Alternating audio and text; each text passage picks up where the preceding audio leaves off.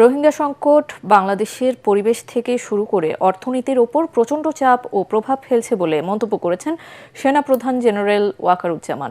রাজধানীর Mirpur সেনানিবাসী national defence কলেজে NDC কোর্সের সমাপনী অনুষ্ঠানে তিনি বলেন, রোহিঙ্গারা মাদক পাচার ও চোরাচালান সহ নানা ধরনের অপরাধমূলক কাজ করছে। ফলে সীমান্ত সমস্যা ও পার্বত্য এলাকায় অস্থিতিশীলতা সহ নানামুখী চ্যালেঞ্জ তৈরি হয়েছে।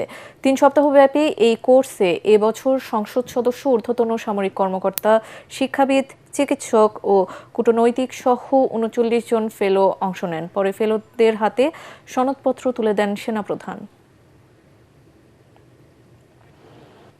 আপনারা জেনেছেন যে রোহিঙ্গা ইস্যুস কিভাবে আমাদের এফেক্ট করছে।